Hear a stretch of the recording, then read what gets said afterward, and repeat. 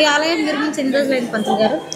ఈ ఆలయము ఇంచుమించు 150 నుంచి 200 సంవత్సరాల క్రితంది పునర్నిర్మాణం జరిగి పునర్ప్రతిష్ఠ జరిగింది 2008వ సంవత్సరం లోపల. దేవాలయం చాలా పురాతనమైంది. ఇంచుమించు నేను పుట్టి పెరిగింది ఇదే దేవాలయంలో. గతంలో మా నాన్నగారు చేశారు. ఇంచుమించుగా మేము దేవాలయం చేయబట్టి 60 సంవత్సరాల నుంచి దేవాలయంలో పూజ చేస్తున్నాము. నేను పుట్టింది ఇదే దేవాలయంలో, పెరిగింది ఇదే దేవాలయంలో. హనుమాన్ గురించి కొన్ని మాటలు.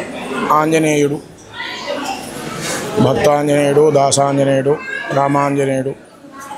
ఏ ఆంజనేయుడైనా కూడా భక్తులను ఎల్లవేళలా కాపాడేవాడు, భయాన్ని లేకుండా కాపాడేవాడు, నమ్మిన వారిని నమ్మిన బంటు. రాముడికి నమ్మిన బంటు ఆంజనేయుడు, భక్తులకు నమ్మిన బంటు ఆంజనేయుడు. ఎప్పుడు ఆంజనేయ స్వామి ఏ విధమైన గ్రహచార బాధ అనుకోండి, ఏ బాధ ఉన్నా కాపాడేవాడు. నమ్మినాము అని ప్రదక్షిణ చేస్తే కాపాడేవాడు ఆంజనేయుడు.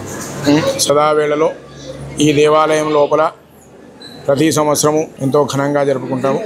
అందులో ఆంజనేయ స్వామి ఉత్సవం ఇది.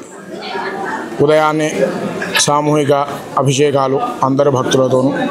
ఇక్కడ ప్రత్యేకత ఏంటంటే ఉత్సవ విగ్రహానికి బయటపెట్టి అందరికీ పాలాభిషేకం చేసే ఒక అవకాశం ఇస్తాము. ఉత్సవం నాడు ఆంజనేయ స్వామికి అభిషేకము, సామూహిక సింధూరార్చన, స్వామివారి పల్లకి సేవ, ఈ విధంగా ఉదయం నుంచి కార్యక్రమాలు జరుగుతాయి.